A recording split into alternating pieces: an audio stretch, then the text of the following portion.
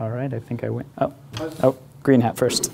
Can you give a few more scripture references and stuff? Yeah, of course. There's the last chapter is the atrocities and absurdities. There are some minor contradictions right before that, so I don't know what's more important to you guys. Do you want to hear about how God killed people, or the actual contradictions in?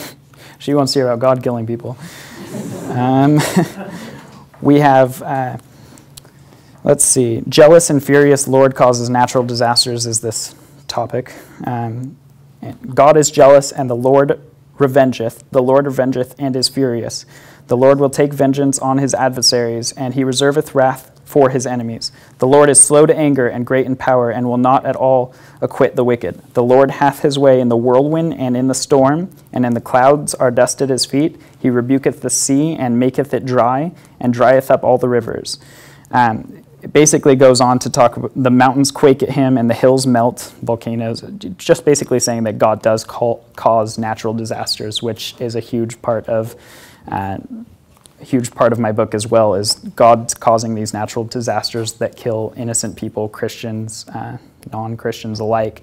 And it's those things that you have to think about. It says that God causes them, and the normal Christian response to that will be they'll chalk it up to a divine plan that we don't know and have no capacity to know.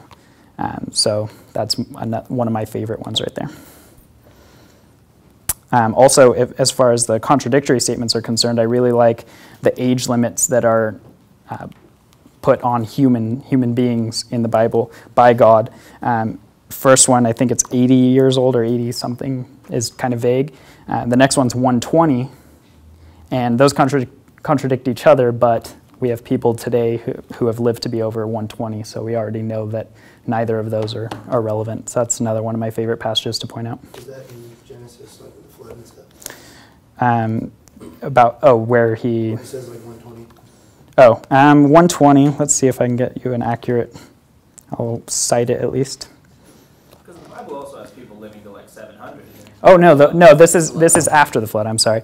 So before that, no, people live, with Methuselah, you have people living to be thousands and thousands. Adam was really old. And the weird part about Adam, actually, is that in the Bible it says that he'll die if he eats the fruit from the tree of knowledge. And I guess he dies eventually. So maybe that's what they were talking about, 800 years later. But I feel, and that's an honest argument, that's what they said. He did die, and I was like, yeah, but... So did everybody else in the entire Bible. So I don't know. Is that referring to could you correlate that with Romans 6:23, where it says wages of sin is death, meaning separation from God, spiritually speaking, not physically? Yeah, that's another way that people interpret it. Anybody else? Megan Adams? Do you see yourself tackling any other religions, disproving anything else? I don't think I'll have disproving series with other religions at the end. What was that? Yeah, exactly. Disproving flying spaghetti monster theology. I do like to talk about other religions, especially what I mentioned earlier is Buddhist war is a huge interest of mine, because I met so many peace-loving people who want to convert to Buddhism because they see it as the peaceful Eastern religion. And not associated with, it doesn't have to be a theistic religion, so technically a Buddhist can be an atheist, but Buddhism itself, the religion of Buddhism, has a lot of baggage that when you consider yourself affiliated with any religion, you take on that baggage. So that's what I try and talk against. So I'll probably do more information about Buddhism, Buddhist wars maybe, but not disproving Buddhism. Yeah?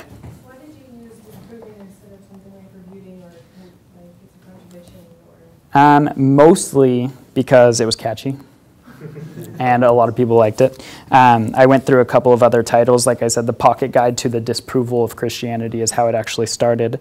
And then I just decided to short it up, and then I added Refuting the World's Most Followed Religion as the subtext there, the subtitle. Again, yeah. That's kind of the point, and I talk about that at the end, is that then that's why I started this all off by saying that I'm not saying that Christianity has been disproven. You can't really say that. Just like you can't say for certain that there's no God because you don't know for sure. I just put together an argument that says that the Bible itself is false and has many false points in it, and that if you base your religion on that text, then therefore your religion's then going to have false precepts as well. Anybody else? Yeah. I know this probably sounds kind of off topic and everything, but you're very young for someone to be tackling a subject of this magnitude. Do you mind my asking just how old you are? I'm 21 years old. 21 years old. Mm-hmm. Okay. I am 21 years old. I'm a senior at UCSB. I will have my religious studies degree within the next quarter and my English degree within the next 2 quarters. And after that, I plan on going to graduate school also at UCSB to pursue religious studies, master's, and PhD. But I did get started, as you heard by my story, at a very young age studying religion. So I kind of just fell into it from there. Yeah. Why UCSB? Is it like, does it have a especially strong religious studies program? It actually does have a very strong religious studies program. Whether or not I knew that before I went there is not important. Now that you know. But now that I know, it's very crucial. It's one of the best, actually, and a few of the professors I've met there have maybe 10 to 12 books published on religious literacy, not necessarily disproving Christianity, but in religious scholarly debate. Yeah. Concerning like the atheist worldview, is there any purpose to life as far as like how atheists see the world?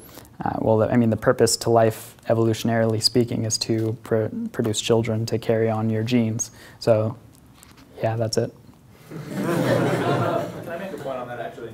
So, at some point during this year, we intend to host sort of a "what does it mean to be an atheist" kind of forum of some sort, because that's a really tough question. I mean, there's pretty much infinite choices at that point. Once you drop the religion thing, you can kind of go any way with it.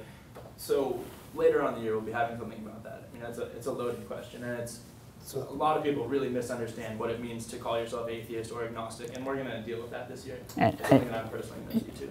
That's a good point. I'll stay tuned for that. That sounds very exciting. Like if you eliminate God from the equation, then you basically get to pick like what your purpose of life is or whatever. That would be nice to be able to choose what you live for, right?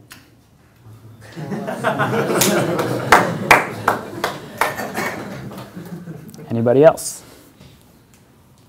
Yeah. Well, I was just kind of curious personally because it's kind of surprising. It makes more sense that your major, but it's kind of like it seems pretty ambitious that you've taken a lot of time to put together a book like this, and that and I too was kind of taken by the title, like Disproving Christianity, and so I was just kind of curious, like personally, I guess you mentioned your favorite argument kind of briefly. I was wondering, like personally, if you have a lot of ties to like why you took time to write a book against Christianity specifically, as because you don't really know too many religious people. I mean, you're growing up, maybe you met some people, apart from your grandparents. But, do you have like any particular experiences with certain friends that were called themselves religious but were fake, or certain things like that? Or I found in my experience with dealing with Christians of all types, not every single Christian, I'm not going to say that, but a lot of Christians, and I would even say the majority of people who label themselves as Christians know very little about the Bible and about Christianity, and I don't see that because I live in America. I don't see that in other religions as much. I'm sure it happens just as much, but because I'm in America where 80-something% of people are Christian specifically, that's made a huge impact on me. I wasn't molested by a priest or anything that caused me to rebel against Christianity. I just thought that too many people were ignorant on the subject to call themselves Christians, and I decided to take a step forward to showing people that there's more to life than Christianity.